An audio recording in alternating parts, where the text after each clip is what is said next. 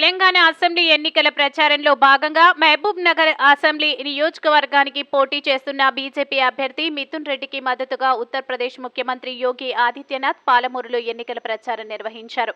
ఈ సందర్భంగా పాలమూరులోని బాలుర జూనియర్ కళాశాల మైదానంలో ఏర్పాటు చేసిన బహిరంగ సభలో ఆయన ప్రజలను ఉద్దేశించి మాట్లాడారు.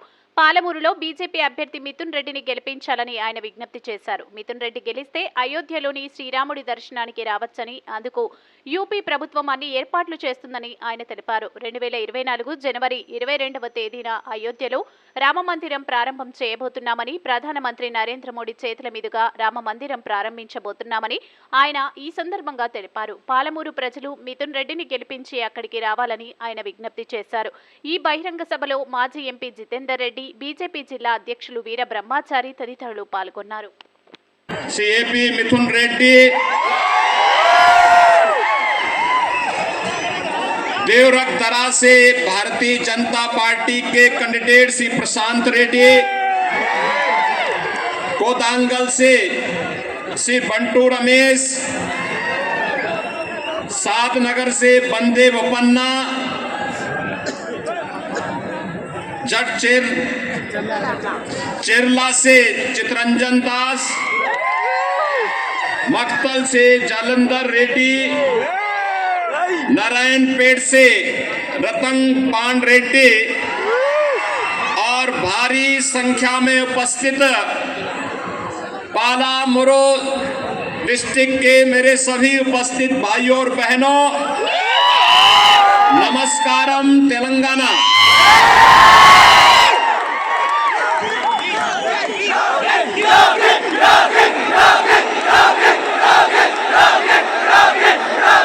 भाइयों बहनों,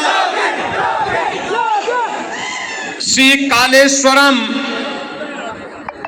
श्रीशैलम, द्रक्ष रामम के रूप में त्रैलिंग के आशीर्वाद से अभिषिंचित तेलंगाना की इस पावन धरा को मैं कोटि नमन करता हूं। मुझे यहां आकर के अत्यंत आनंद की अनुभूति हुई, क्योंकि यहां पर मुझे संसद के दौरान जो हमारे पुराने मित्र थे सीएपी जितेंद्र रेड्डी, उनके साथ लंबे समय तक हम लोगों ने संसद में काम किया और पार्लियामेंट में कार्य करते हुए वे इस क्षेत्र की समस्या को लेकर के दिल्ली में पार्लियामेंट में लगातार लड़ते थे, कार्य करते थे। तेलंगाना राज्य निर्माण के लिए उनके संघर्ष के लिए मैं उनका अभिनंदन करता हूं और इस अवसर पर आज मुझे उनसे मुलाकात हुई। भाइयों बहनों, मैं इस अवसर पर उनका भी और आप सबका भी हृदय से अभिनंदन करता हूं। भाइयों बहनों, जब मैं तेलंगाना राज्य की बात करता हूं तो एक और प्रकृति और परमात्मा की असीम कृपा इस राज्य पर है, दूसरी ओर यहां पर संघर्ष करने का जज्बा यहां के नौजवानों, यहां के किसानों के मन में है।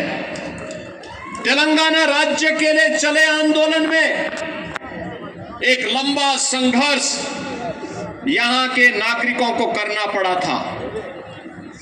1969 का संघर्ष हो या 2001 से लेके 2014 तक चला ये आंदोलन, जिसमें सैकड़ों नौजवानों ने अपनी आहुति देकर के तेलंगाना राज्य का निर्माण किया था।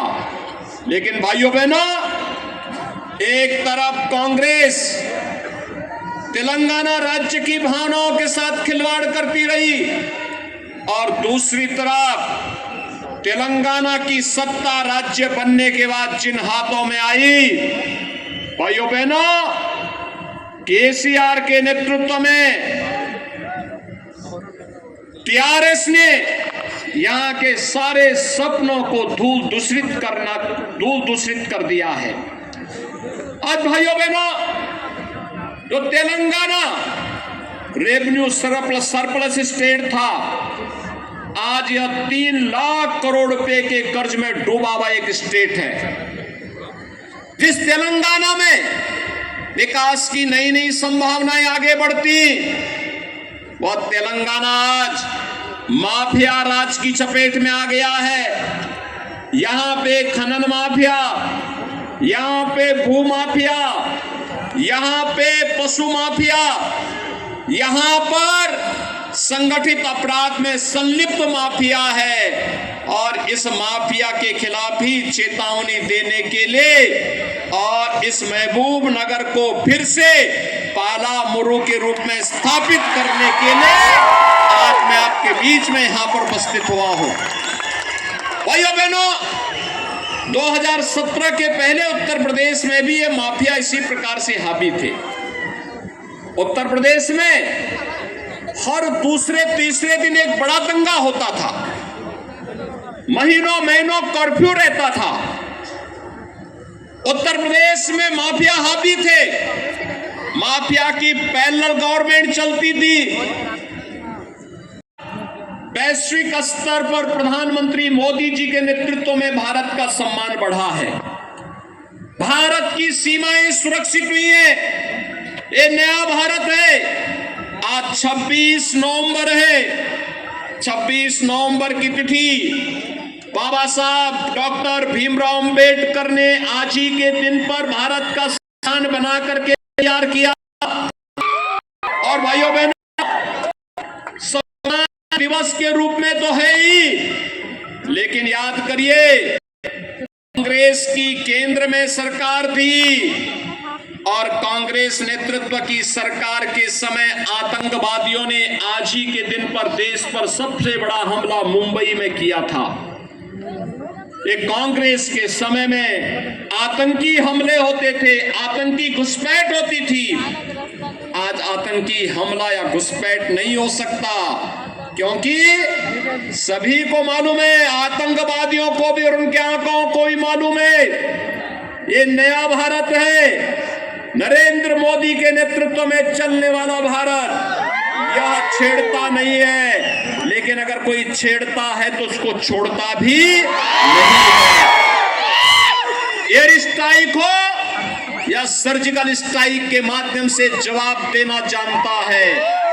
और भाइयों बहनों, सुरक्षाएं, हमारी सीमाओं की सुरक्षा हुई है, इंफ्रास्ट्रक्चर के नए नए कार्य हुए हैं, highway, railway, Vande Bharat train, और भाइयों बहनों एयरपोर्ट, हवाई चप्पल पहनने वाला भी अब हवाई जहाज खतरा करता है। प्रधानमंत्री मोदी जी ने जो कहा सो करके दिखा।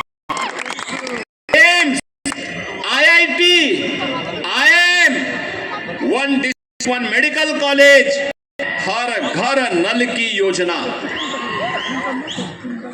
अनेक वेलफेयर की स्कीम।